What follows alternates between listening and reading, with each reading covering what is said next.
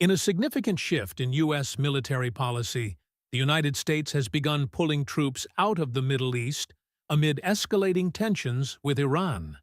This move comes as diplomatic and military confrontations between Washington and Tehran have intensified in recent months, signaling a potential recalibration of America's strategic posture in the region.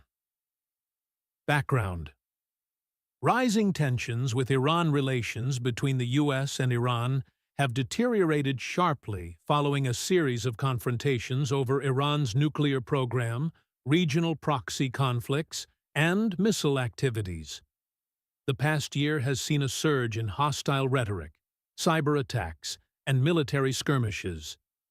Iran's support for militant groups across the region, as well as its development and testing of ballistic missiles, has heightened concerns among U.S. officials and allies. Tensions further escalated following the U.S.-backed Israeli strikes on Iranian military infrastructure inside Iran, including missile bases and nuclear facilities. Iran responded with missile attacks on Israeli cities, intensifying the conflict and prompting fears of a broader war in the Middle East. Strategic rationale behind troop withdrawal. The decision to withdraw U.S. troops comes amid a complex strategic reassessment. For years, the U.S. has maintained a military presence across Iraq, Syria, and the Gulf states to counter Iranian influence and protect American interests. However, growing casualties, rising costs, and domestic political pressures have pushed successive administrations to reconsider long-term deployment in the volatile region. Officials cite several reasons for the withdrawal. 1. Reduced U.S. footprint to avoid direct confrontation. Removing troops may reduce the risk of direct clashes with Iranian forces or their proxies, which could escalate into a full-scale conflict. 2. Focus on diplomatic pressure and economic sanctions. The U.S. aims to leverage diplomatic channels and economic sanctions more aggressively, hoping to contain Iran's ambitions without sustained military engagement. Third, shift toward Indo-Pacific priorities.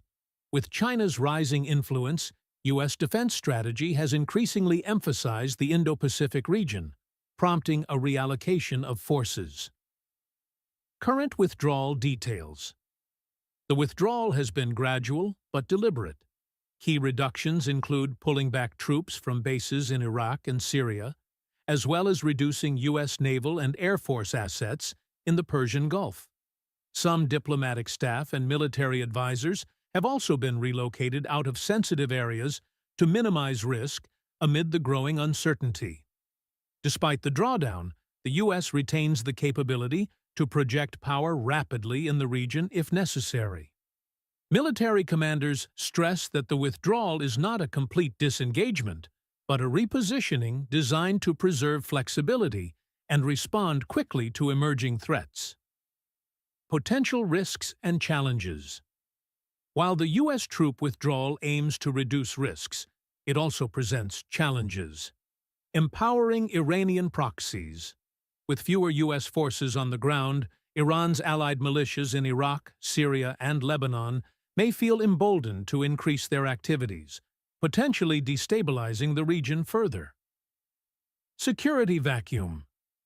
The reduction in American troops could create gaps that extremist groups like ISIS might exploit to regain territory or launch attacks. Allied security concerns. U.S. partners in the region may doubt America's commitment, leading some to seek alternative security arrangements or nuclear capabilities. Future outlook. The troop withdrawal marks a turning point in U.S. policy toward the Middle East and Iran.